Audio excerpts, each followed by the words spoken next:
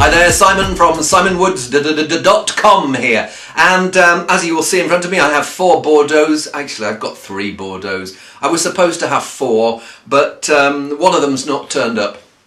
Hey. And of the 3 that have turned up, the idea was they were all going to be the same vintage. But what's happened is I've got 2 from 2005, 1 from 2006. Oh well. But the idea, I suppose, was to show how much of an influence a winemaker has, because all 4 of them have been made under the guidance of a consultant winemaker called Olivier Dauga. I mean, he's one of these people who's getting.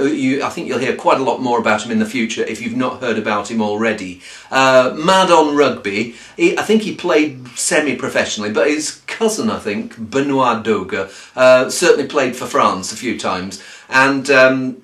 Because of him, I think he had intros into some of the famous addresses in Bordeaux, and he found himself one day at Sociando Malais, one of the top cru bourgeois, even though they don't like to call themselves a cru bourgeois, just cru bloody good or something like that.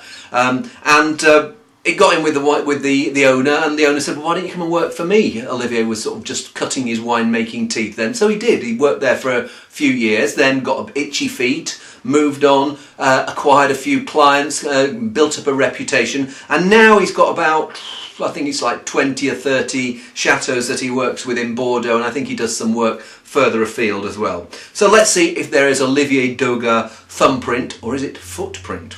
We shall see. So one of the ideas about picking 2005 was sometimes when you taste young Bordeaux, it can be very oaky, particularly if some certain winemaking consultants have been involved. But after 4 years, well, 4 and a bit years from vintage, hopefully any overt wood will have melded in. So if the wines are still out and out woody now, they're not going to be in balance. Whereas if the oak is sort of nicely integrated, you think bonza. Let's see what this one's like. Chateau Roch Mauriac.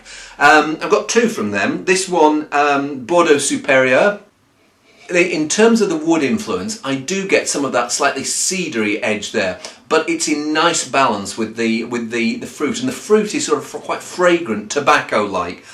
Just having a look here at the blend: 50 Cab Franc, 40 Merlot, 10 Cab Sauvignon. And you get some of that leafy tobacco edge of Cabernet Franc coming through quite strongly. Smells good. And yes, modern, not flashy though, not too flashy modern. And smells like it's going to have a bit of a soul. And you do get a bit of that slightly briny terroir edge coming through.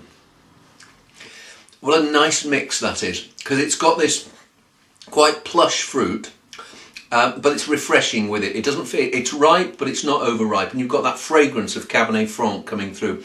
And when Cabernet Franc goes on the just overripe side, it gets a little hint of tar coming in, so I'm getting some of that, but the main thing is these berries, black currants, yeah, dark fruits.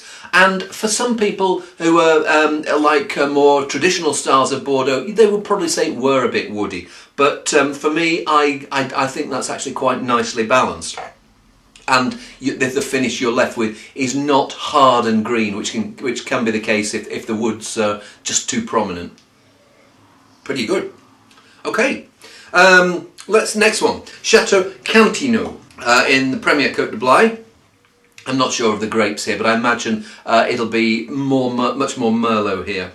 Yes, it feels like it's going to be a softer, sweeter beast here. And it feels more mature. In terms of the wood influence, it feels like, again, in balance and in proportion to the wine. Whereas maybe there was a bit more cojones in the Roch Mauriac. Here it feels like a lighter, friendlier, juicier style, and there's not quite as much oak influence. Again, it's a nice mix of something that's rich but refreshing. Yeah, there's a juicy. This is certainly more mature. I mean, if you were to taste those and not know the vintages what they were, you'd say the Roch Mauriac were maybe a couple of years younger. This feels it's getting some of that slightly leathery, figgy maturity coming through. But again, there's some of this cedar, maybe a bit of sandalwood in there, and it's slightly exotic. Quite nice. Well, let's try another wine from those guys, Roch Mauriac, and this is one called Damnation. and this is the 2006. And unusually here, Bordeaux usually splits into right bank, where Merlot's the dominant grape, supported by Cabernet Franc, and left bank, where Cabernet Sauvignon tends to be the dominant grape, with Merlot and Cabernet Franc as second fiddles. Here we are 85% Cabernet Franc. There aren't all that many wines in Bordeaux that would have that much Cabernet Franc. Cheval Blanc's got a fair wallop of it in most of its wines, like up to 50% in often, but 85%, there's very few that you'll see with that. I think that's why they call it damnation, isn't it? An exceptional cuvée with all the qualities of a Grand Vin. Opened and enjoy its radiant fruit and velvety palate. Well, this is...